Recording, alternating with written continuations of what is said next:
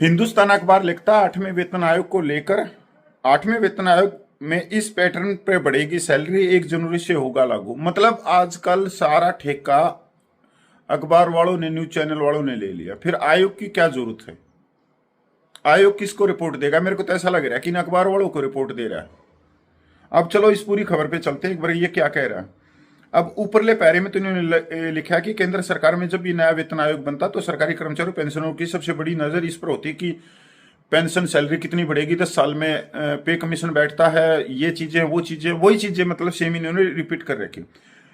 आगे क्या है फिटमैन फैक्टर? फिटमैन फैक्टर दरअसल एक गुणा, ऐसा गुणांक होता है जिसके जरिए मौजूदा बेसिक सैलरी या पेंशन को बढ़ाया जाता है। मतलब वही पुरानी चीजें। क्या है पिछला पैटर्न?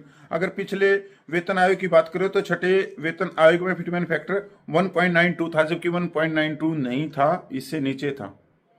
अब कौन तो इन खबरों को लिखता है, कौन नहीं लिखता, किस पे जाए? और 7वें वेतन आयोग में 2.5 से उनका ये ठीक है। अब 8वें वेतन आयोग में जो ये बढ़ोतरी बता रहे हैं हिंदुस्तान वाले, ये बता रहे हैं कि 1.8 से 2.86 के बीच हो सकता है फिटमैन फैक्टर। भैया कंफर्म कर लो एक बार कि 1.8 रहेगा या 2.86 रहेगा। ऊपर तो तुम बिल्कुल स्टैंप लगा के आ रहे हो, मोहर लगा दी कि ये आपका कैलकुलेशन बनता है, इतना आपका वेतन बढ़ जाएगा, इतनी आपकी पेंशन बढ़ जाएगा, और नीचे लाके बिल्कुल आपने जमीन में छोड़ दी चीजें कि 1.8 से 2.86 तक की बढ़ोतरी हो सकती है। बताओ अब किसको माने, 1.8 को माने या 2.86 को माने? मतलब एक ये ब्रेन वॉश करने का काम चल रहा है। वास्तव में जो फिटमैन फैक्टर होगा वो 1.8 ही होगा, क्योंकि मेरे हिसाब से देश की तिजोरी में पैसा नहीं है।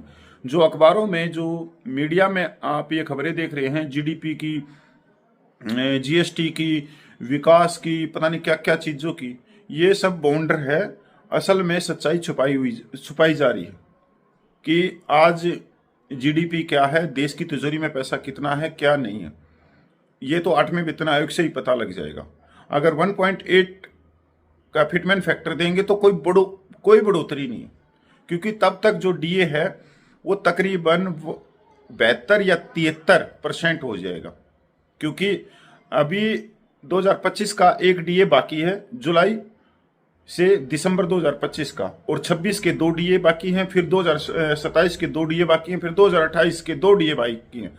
अगर 2-3% भी लगाओगे तो आप खुद देख लेना, ये 72% से भी ऊपर चला जाएगा। और फिटमैन फैक्टर देंगे 1.80, तो फायदा क्या हुआ?